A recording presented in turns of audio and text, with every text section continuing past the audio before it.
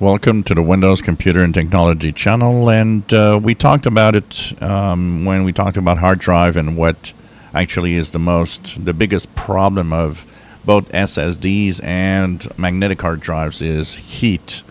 And we know that it actually kills devices, and when it's too hot within a PC, couple that with maybe bad air circulation and so on, drives fail. And actually, the newest technology right now, which is giving you NVMe version 5 PCI Express SSDs, having problems. It is stated that in many reports, and actually there's a computer-based source that actually tested SSDs, and a lot of them are actually overheating, and which drops performance to a very low level.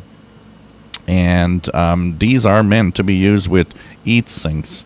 Apparently, the very high speed of these drives is creating a lot of heat, and some of them are throttling down, some of them are just shutting down, and the only way to actually restart it is a hard or a cold reset, as we say. So if you do plan on having and using newer technologies, like, first of all, even on a PCI Express 3, 4, and SSD drives should have heatsinks. My Acer computer actually came with heatsinks pre-installed that you use over the drive once the NVMe PCI 4 PCI Express 4 drive is there. And so you should have heatsinks installed on your SSD drives, especially the newer fifth generation, as they are overheating and it's creating a lot of performance issues.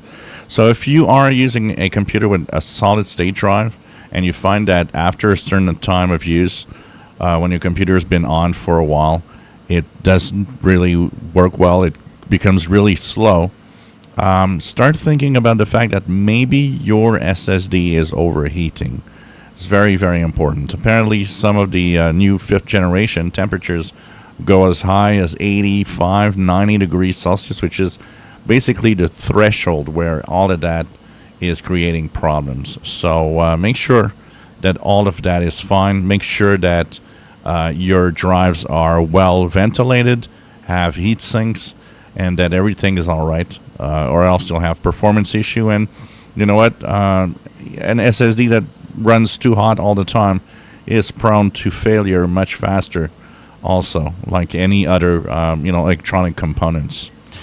If you enjoy my videos, please subscribe, give us thumbs up. Thank you for watching.